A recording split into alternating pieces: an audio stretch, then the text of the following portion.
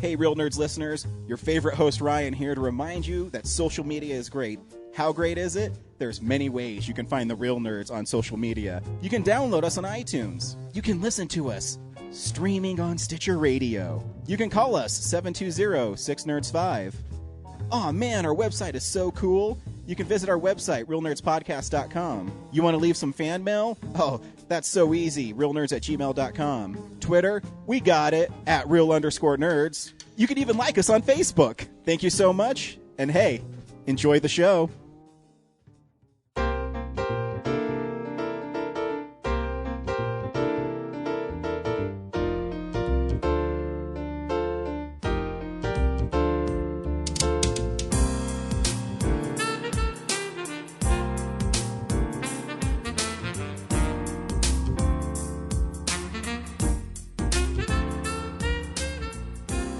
Welcome to Real Nerds at Denver Comic-Con 2015. We hope you enjoy the following interview. I'm Ryan from Real Nerds. I'm with Jim Palmiotti and Amanda Connor, and I'm going to try not to geek out. Okay. Because I love you guys. That's okay, you can geek out. Oh, thank you. Because one of my things I always point to is I was at San Diego Comic-Con in 2008 when you were there for DC Universe versus Mortal Kombat. Yeah, the game, yeah. And the questions that were asked were driving me crazy, and I always never wanted to be that guy. Right. I'm pretty sure 90% of the questions were, have you ever thought about Mortal Kombat versus Street Fighter? Right, and so that's my new thing to never do, is goofy questions like that. So thank you so much for taking time out. I know you guys are super busy. Every time I Not for go you, by. we have the time. Yeah. For you, we have the time. Oh, I love it. This is nice and relaxing, too. Good. Yeah. Sweet. So I'm going to start at the beginning. Okay. What got you into writing and drawing and writing comics and all that jazz? You go Well, ahead. I've You want to been scooch over a little bit so you Sure. can maybe you can These pick it chairs up. weigh like 900 pounds, so I have to like get up and then scooch it. There you go. Well, both of my parents are artists, so there were always art supplies all over the house. And whenever I wanted to draw something, my mom was like, "Oh, good, I can shut her up for a half an hour." Hand me a piece of paper and some pencils, and I would just draw. And my dad actually wanted to be a comic book artist when he was a kid, but way back in the day, parents discouraged their children from becoming comic book artists. So when I decided I wanted to be a comic book artist, he was really encouraging. So yeah, that's how I got into comic book art. And Me, I just a couple of older brothers, comics all over the house. I loved them when I was a kid. I went to High School of Art and Design. I took illustration and comic art, and decided I met a couple of comic artists. I did background work, ghost work for them. I saw their poor living conditions and realized I'm not going to do comics for a living. And I didn't get back into comics until I was almost 30. And when I got back, I started doing backgrounds for Mark Texera, who was doing Ghost Rider and Punisher in the same month. And eventually I got in doing inking, and then inked a lot of books. And then started self-publishing. I met Joe Quesada in San Diego.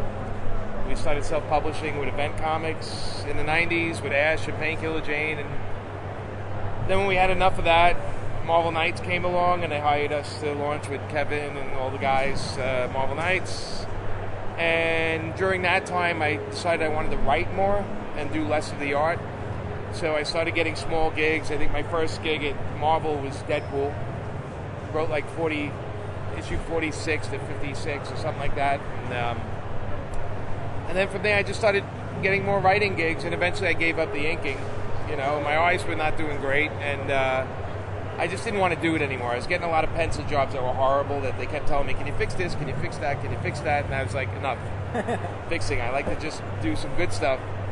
And writing took a little time because, it's all about confidence and the editors having confidence in you. And I started picking up small gigs, and then eventually the gigs got better, and, now here we are today. I'd say you have one of the best gigs right now, and one of the best written books, obviously, is Harley Quinn.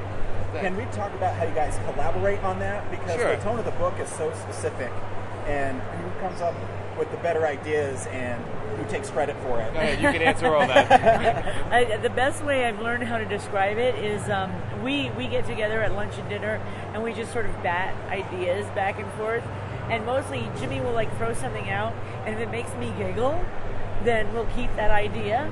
And the way I always say is Jimmy builds the house, and I sort of paint and decorate it. So he sort of builds the bones of the script, and then and he even throws in some dialogue too that makes me crack up. And then I have Harley's voice so embedded in my head, which might be bad. But I hear her so clearly that I can just get her dialogue down so easily. And then I'll tweak and I'll add some panels if I feel like it makes like the beat of the scene happen a little bit better. So delivery, the beat of the delivery. Yeah. She's an artist, so she sees things differently. Yeah. But we collaborate. We bat around crazy ideas. We laugh and go, "There's no way we can do that," and that's usually what it winds up being. Yeah. Because we're like, let's try it and see what they got to say. It definitely is a book that, on purpose, we make it so no matter when you pick it up, you really don't know what is going to happen or go on. You can't say, I know what's going to happen next issue. They're going to no. It goes off in tangents. Yeah. All of a sudden, she's hugging a whale. Yeah. There's like just bizarro stuff going on, and we like that because we're writing the book for ourselves too. So we have to say, I've seen the fist fights. Like it's a million. Every other book does that. So let's just make it more crazy. Let's just have more fun. And setting it in Coney Island already sets a template of insanity. Having Tony and having Eggy and all the crazy characters, and the dog, the beaver, and Bernie the beaver. Now she has a rooster. She's got a rooster now. Named Mike. And all the pets living on the floor, the floor below. Right. So it's definitely like, I guess, at the same time, it's like a stream of consciousness. Mm-hmm. Although we do try to end it on a cliffhanger, but we also try to resolve by the time of the issue. Yeah. We have no idea what we're doing. We just keep doing it. See, that's what I think works so well with the Harley Quinn book because, one issue she's in Roller Girls, and then the next one she's saving senior citizens, and the next one she's playing her actual doctor as a psychiatrist. Is it hard to write a character which everybody already loves, and now you've actually elevated and given her more depth as a character? Is that part of also taking her out of Gotham and putting her in Coney Island? Ironically, it's pretty easy. Because it's like if you have like Harley's personality and her likes and dislikes already in your head, you can sort of run with it. You can sort of take it to the next level. Like there are things that she would do, and there are things that she wouldn't do. And if you keep in mind that she's a psycho killer with a heart of gold, then a heart of gold. The girls. Fan came up yesterday to the booth. She goes, she has a heart of gold and a head of nuts. And I thought that was a great description. A perfect description. Yeah, I was like, that's pretty good. And in her head, she thinks she's a hero. Yeah. And she thinks Batman's a bad guy. She's like he's a supervillain that she has to save the world from. So if you're in her head, you see it, in a different perspective. Yeah. So, we also. When we got the series, we wanted to take her out of the zone where every story would be about Batman and Joker, and so we had to move her out of Gotham. We just thought if we kept it in Gotham, it's another Gotham book. Yes. So then we'd have to acknowledge everything they're doing in every other book, and it would sort of slow our character down a little bit, because then it would be about whatever the big crossover in Batman's going on. So, and we said, let's move it out from that. We can acknowledge it, but I don't want to make the book about the Joker. We wanted to concentrate on Harley just being Harley. Yeah. And I think it works so well because even the look of the book is different because, the Batman books are so dark and brooding. And you open up Harley Quinn and Chet Harden's art is like boom. And you're just like, it's just amazing. And it should look like a carnival. Exactly. It should look like the inside of her head. and that's what's so amazing. And do you think now we can segue perfectly into the Power Girl team up because those issues work so well of Harley trying to be Power Girl. Yes. And I don't know if she failed, but she realized there's more to it than just saying you're a superhero. Well, in her head, she did not fail. That's right. No, in her head, they're a team. And actually, the miniseries is hysterical because they're in this other place. And they have to go save Bartox, the sexiest man in the universe. And Power Girl has no memory of her meeting with Bartox when he needed her help to, how would I say this? Repopulate Repopulate his planet. So she doesn't remember that. She's got amnesia. Yeah. So in this thing, so when Bartox meets Power Girl in this series, it's kind of funny because it's a one-way thing. Power Girl's like, I'd never be with somebody like you, and Harley thinks it's the greatest thing in the world. Like, you know, Harley is like, I'm going to be a matchmaker. Yeah, you know, because Harley loves love. You know, she's a romantic at heart.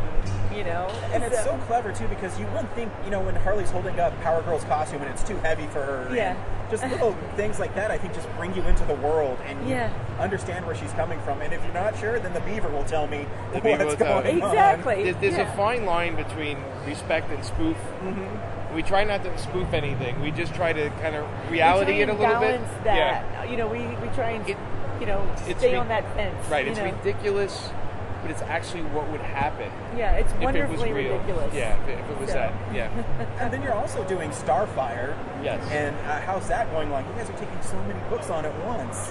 Well, we thank God we have Justin Gray on the Power Girl Harley because he's helping. You know, we brought him in because nobody knows Bartox better than Justin. And thank God I can live on 4 hours of sleep. Yeah, but Starfire was a unique challenge in the fact that so many people have so many expectations of what they want that character to be in its own book, and at the end of the day, we're like, let's do what we want. Let's see if that works. So it is definitely it has a feel, a different feel than Harley, but it has a similar feel to the Power Girl series we did a couple years back. It's a superhero book, but it's not. It's a discovery book because it's a girl, an alien, learning how to live among us and culture, ticks, and all that kind of stuff. Yeah. So there is a charming aspect to it, and then there's a superhero aspect to it. It's different from Harley, though. Yeah. It's probably more all ages than Harley. It is a little. It's most ages. Most ages. Yeah. That's what we'll call it. I like that rating. The audience will figure it out if it's for them or not. There's a point where you can't keep second guessing. You just got to write it and hope somebody gets it. You know. Yeah. And does DC give you free reign on characters like that? They say they've been really nice about letting us have free reign and letting us run with their characters. DC, they've been Dan great. DiDio, Bob Harris, Bobby, all of them. They are so open to our insanity. Yeah, which is really nice. And they're wonderful. And if anything's bothering them, they talk it out in a way of saying, "Do you think you should?" And then we talk it out, and we realize maybe they're right on that one, or maybe they're not. We'll argue it out. But unlike a lot of companies, these guys are all they want is the best book we can deliver. So they've been great. Yeah. They've just been out of control great. I mean, Dan and Bob and those guys. Yeah. They're like, well, you guys understand the character. You go do what you got to do. I mean, granted, we are the king and queen of red flags, but that's understandable. But usually, they, once we explain it to them, they're like, okay, go for it. You know? Amanda gets away with murder. If I ask for it, they're like, I don't know. And Amanda goes, I want to do this, and they're like, all right. Because she just says, well, look at this amazing cover I can draw for it. Right. And everyone just says, okay, we got it. You're extremely talented. She has a secret power. That's her power is her art. Well, we've been really lucky too, because I mean, it's my career's a bizarre one because Harley's here, GI Zombie's like the lowest selling book, it gets canceled. I'm like, that's the history of me right there. I'm like, I keep trying weird shit. Sometimes it sticks, sometimes it doesn't. You have a very wide range. I do have a wide range. I like my genres. You do. I like my genres, man. I like to do fun and then go and do horror and do crazy and science fiction and But then you can always say Harley facilitates your need to do your genre books. That's true. Yeah. That's true. Yeah. It pays the bills. It does. I know you guys are really busy. Thank you so much for taking time to Our talk pleasure. to us. No problem. And would you mind signing my books? I brought a silver pen too. Oh, yes. It's Yeah, black. that's not going to show up on that. Oh, yeah. And I don't show Michael, but I also brought this one. Oh, okay. Thank you. I hope I wasn't too geeky. Yeah, dude, it's Not great. at all. Not at all. It's all good. Thank you for listening to this exclusive Real Nerds interview at Denver Comic Con 2015, and we'll see you next year. Visit our website, realnerdspodcast.com. You can tweet us at real_nerds. You can email us even, realnerds@gmail.com. Like us on Facebook. Hey, stream us on Stitcher. You want to call us? 720-6nerds5. And download us on iTunes. Just search Real Nerds. Thank you, Joe Kempter, for the wonderful voiceover. And also Spark Mandrill for the wonderful late-night jazz smooth sounds of movies. You can find him on SoundCloud. This has been a Nebulous Visions production.